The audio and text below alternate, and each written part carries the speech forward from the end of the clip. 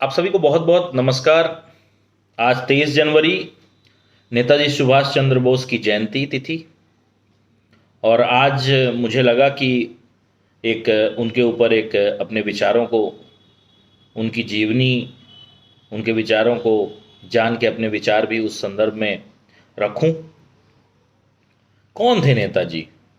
क्या ओहदा था नेताजी का?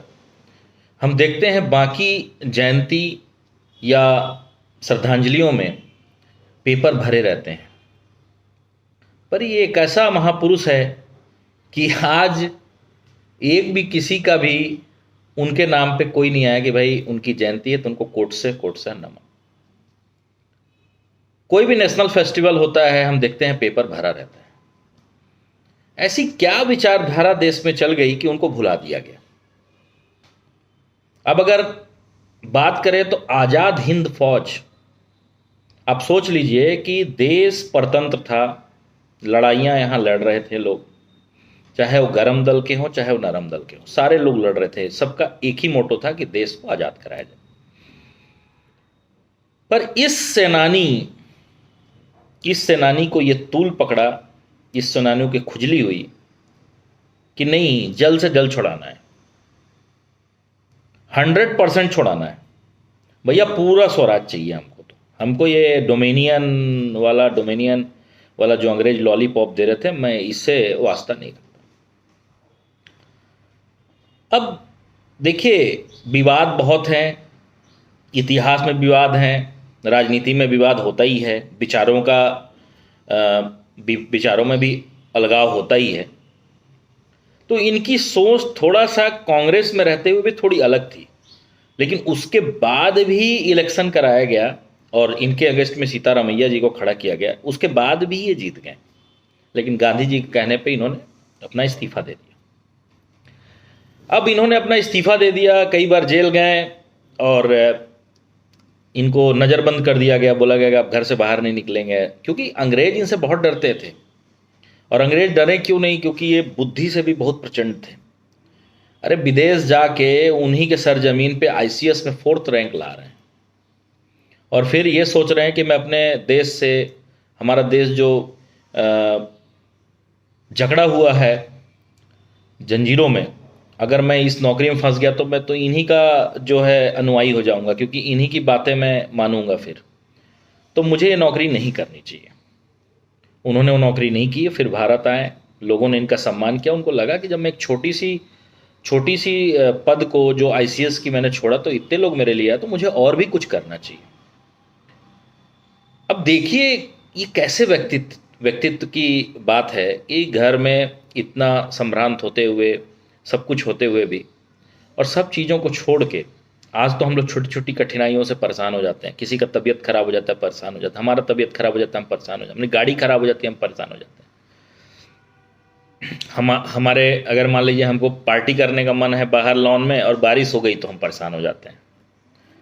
ये ऐसे जामाज थे जिनको इतनी फैसिलिटी को ठुकराते हुए आगे निकल गए, और जबरदस्त का इनका विजन था, जबरदस्त की इनकी बात थी। इन्होंने बोला कि हम इतना मजबूत अपने आप को बना लेंगे, तो देखिए सबसे बना लेंगे तो हम, ये बात को कई बार उन्होंने रखा देश में। लेकिन क्या है कि हर विचारधारा को एक्सेप्ट किया जाए ये जरूरी नहीं है। तो इनको लगा कि चलो हम दूसरे देशों से अलायंस बनाते हैं। सोवियत संघ गए, नई बात बनी, जर्मनी गए, हिटलर से मिले,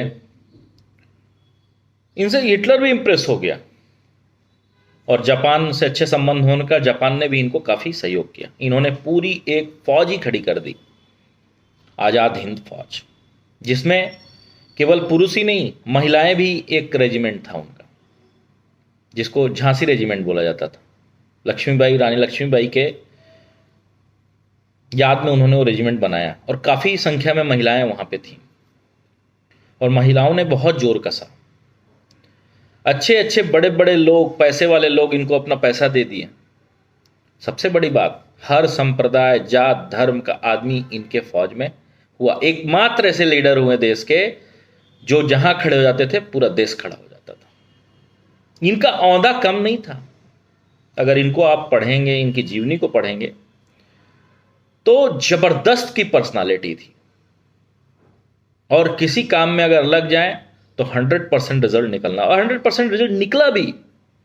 माना कि आजाद हिंद फौज परास्त हुई, नेताजी प्लेन क्रैश, ऐसा बोला जाता है कि प्लेन क्रैश में सोवियत जा रहे थे नए अलाइनमेंट्स बनाने के लिए और फिर आज़ाद हिंद फौज को खड़ा करने के लिए, क्योंकि जापान पे आपको मालूम है नागासाकी और हिरोशिमा पे अमेरिका ने न्यूक्लियर बॉम्ब गिरा दिया था। जापान की थोड़ी सी हालत ख़राब हो गई, जिस कारण जापान ने जो समर्थन दिया था उसको वापस ले लिया था। बीच में खबर आई, लेकिन उसके बाद भी उसका इम्पैक्ट देखिए, दूरदर्शिता क्या होती है कि भारत देश में मजबूर होना पड़ा अंग्रेजों के मुकदमा नहीं चलेगा, पहली बात। दूसरी बात, सेना में बगावत हो गई, एयरफोर्स में बगावत हो गई, नेवी में बगावत हो गई। अंग्रेज वैसे ही सेकेंड वर्ल्ड वॉर में टूट चुके थे। अब उनको समझ में आ गया कि भैया यहां नहीं रहना है पाएंगे, हम यहां रह नहीं पाएंगे। यहां अगर रह पाए, यहां तो रहने नहीं देगा। आज़ाद हिंद फौज की जो सोच है, जो ये विद्रोह हो रहा है, वो रहने नहीं देगा। तब इन्होंने ट्रांसफर लाया कि भैया आप जो है आप सत्ता ले लीजिए। और देखिए सबसे इंपॉर्टेंट बात, जिसकी नेतृत्व को पूरा देश, संप्रदाय, जात, धर्म से ऊपर समझ के एक्सेप्ट कर रहा था, तो उस समय के लीडरशिप पे मुझे ये जान के बड़ा हैरत होता है कि उनको आगे क्यों नहीं किया गया। शायद अगर उनको आगे करते तो हो सकता है देश के टुकड़े नहीं होते। शायद जो 1947 में घटा, और चाहे वो इस सीमा के इस पार हो चाहे उस पार, थे तो अपने ही लोग, किसी भी धर्म के लोग रहे हों, किसी भी जात के लोग रहे हों, थे तो भारतीय। आज शायद उतना बड़ा एक विवाद नहीं होता। कई सारी थ्योरीज लोग प्रचार प्रसार करते हैं, कई सारे महापुरुषों को लोग अनाप शनाप बोलते हैं, लेकिन जब सही नेतृत्व करता था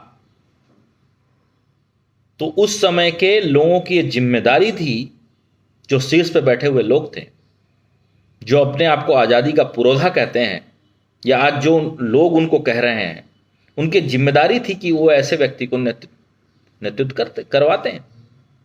क्यों विरोधाभास हुआ? क्यों उनको बाहर जाके एक सेना खड़ी करनी पड़ी? क्योंकि उन्होंने इस बात को बोला भी था कि जब सेकेंड वर्ल्ड वॉर में उनको खुद परेशानी है तो हमको भी लड़ना चाहिए उनसे।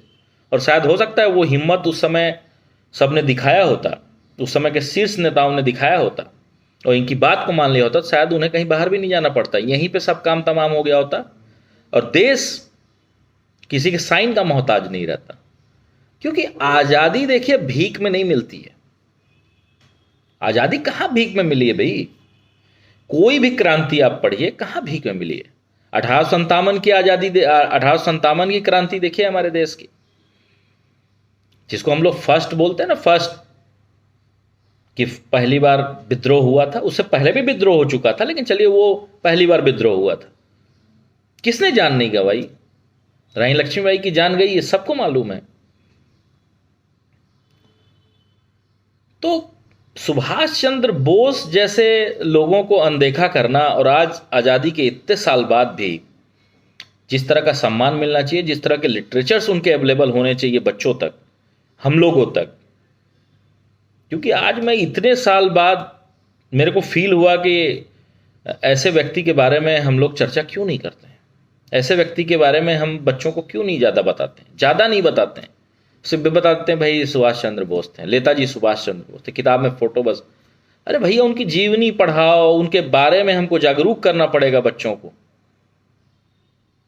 क्योंकि उनकी जो पोटेंशियल था उनके अंदर, किसी चीज को इतने बड़े बड़े पद को छोड़ के वो पोटेंशियल का आदमी बताओ धरातल पे आके, और मतलब यहां पे रहने वाले लोग जो काम नहीं कर पाए वो यहां से बाहर जाके वो काम करती। सोचिए इतनी बड़ी सेना खड़ा कर दी। तो ऐसे महान सपूत को, ऐसी विचारधारा को, ऐसे व्यक्ति को